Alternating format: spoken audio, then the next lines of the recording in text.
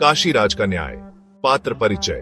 काशी नरेश, करुणा, चंपा, चपला, बेला, चोवदार, काशीराज के राजा, काशीराज की महारानी, महारानी को सखियों तथा दासियों, सेवक, द्वारपाल, गांव के कुछ व्यक्ति आदि।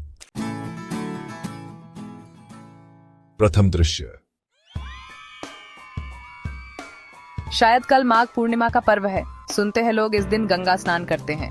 हाँ महारानी जी, कल माघ की पूर्णिमा ही है। शास्त्रों में इस पर्व की बहुत महत्ता वर्णित है। इस दिन गंगा में स्नान करने से पुण्य की प्राप्ति होती है। हाँ महारानी जी, ये तो काशी का दर्शनीय पर्व है। पर्व के इस अवसर पर आपको भी गंगा स्नान का पुण्य लाभ लेना चाहिए।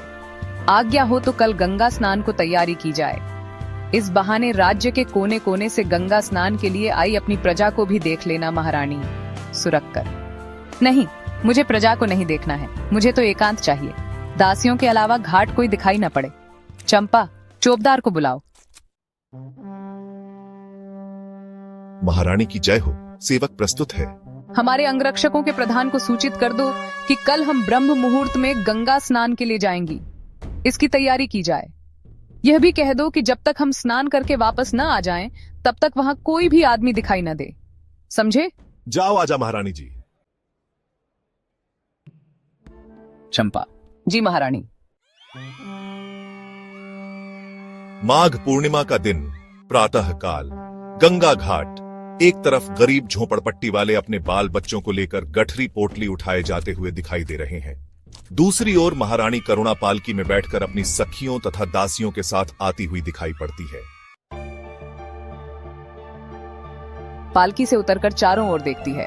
चंपा: प्रधान ने इंतजाम तो अच्छा किया है, कोई भी नजर नहीं आ रहा है। आओ स्नान कर लिया जाए। हाँ महारानी जी। बेला, बड़ा ठंडा जल है, मुझे छोटे मत मार। मुझे तो ठंड लगने लगी। ओह कितनी सर्दी है। अब जल्दी से बाहर निकलो। चंपा, जल्दी से मेरे वस्त्र लाओ और बाहर निकलकर लकड़ी लाकर आग जलाओ। हाथ सेंक लेंगी तो सर्दी दूर हो जाएगी। मेरे तो दांत कटकट आने लगे। महारानी जी, यहीं तो लकड़ी दिखाई ही नहीं पड़ रही है।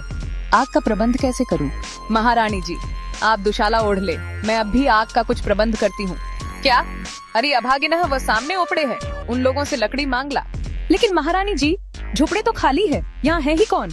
कोप में: क्यों, कहाँ मर गए सब लोग? महारानी जी, आपकी आज्ञा से सबको यहाँ से हटा दिया गया है। ओ हाँ, तो एकदम वहीं चलो। उन झोपड़ों में हो आग लगा दो। ओ मुझे तो बड़ी तड़ लग रही है। लेकिन महारानी जी, क्रोध से: लेकिन क्या? अपराध क्षमा करें महारानी की।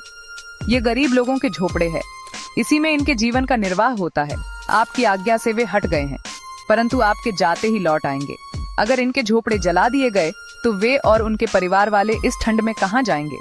क्रोध में पैर पटकती हुई: कहीं भी जाए, मुझे इससे क्या? ये मत भूलो, मैं महारानी हूँ और ये मेरा आदेश है। चलो, झोपड़ों को जलाकर मेरे आदेश का पालन करो। तृतीय दृश्य। महाराज की जय हो। कुछ लोग बाहर खड़े हैं, आपसे न्याय मांग रहे हैं। काशी नरेश ने द्वारपाल से पूछा, क्या बात है? महाराज की जय हो। कुछ लोग बाहर खड़े हैं, आपसे न्याय मांग रहे हैं।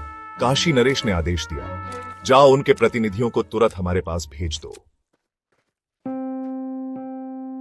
महाराज, बाहर से कुछ लोग आए हैं, वे आपसे न्याय मांग रहे हैं। काशी नरेश सिंहासन पर विराजमान है। महाराज की जय हो।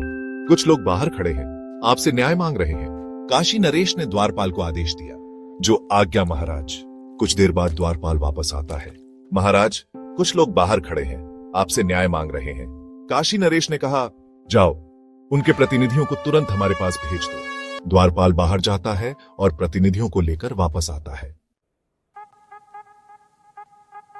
काशी नरेश ने प्रजा से पूछा, धर्मावतार, हम लुट गए, बर्बाद हो गए, हमारे गरीबी के झोपड़े जला दिए गए, अब हम लोग बेघर हो गए। इस सर्दी में अपने बाल बच्चों को लेकर कहां जाएं? काशी नरेश ने क्रोध से पूछा, महाराज, झोपड़े महारानी जी की आज्ञा से जलाए गए हैं। काशी नरेश ने कहा, धर्मावतार, हम गरीबों के झोपड़े बनवा दीजिए महाराज, महारानी को दंड न दीजिए। काशी नरेश ने दृढ़ता से कहा, महाराज की जय हो।